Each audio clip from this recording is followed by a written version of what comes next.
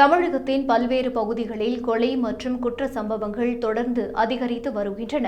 இதுகுறித்து பாமக நிறுவனர் ராமதாஸ் வெளியிட்டுள்ள அறிக்கையில், சென்னை திருவொற்றியூரில் பழக்கடை நடத்தி வந்த கௌரி என்ற பெண் வணிகர் மாமூல் தர மறுத்ததால் அவரை பர்மா சேகர் என்ற ரவுடி வெட்டி படுகொலை செய்திருக்கிறார்.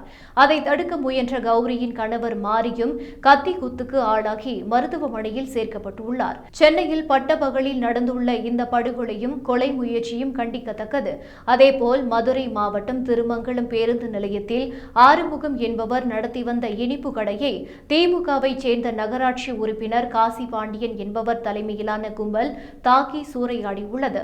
சென்னை, மதுரை என தமிழ்நாடு முழுவதும் வணிகர்களுக்கு பாதுகாப்பற்ற சூழல் நிலவி வருவது கவலையளிக்கிறது. தமிழ்நாட்டில் திமுக ஆட்சிக்கு வரும்போதெல்லாம் சட்டம் ஒழுங்கு சீர்குலையும் என்பதுதான் எழுதப்படாத வரலாறாக உள்ளது. இத்தகைய நிகழ்வுகள் நடக்காமல் தடுக்க வேண்டியதுதான் காவல்துறையின் பணி.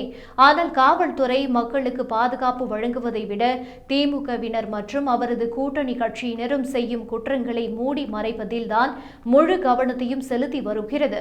ஒரு மாநிலத்தில் சட்டம் ஒழுங்கு பாதுகாக்கப்படாவிட்டால் அந்த மாநிலத்தில் எந்த வளர்ச்சியும் ஏற்படாது.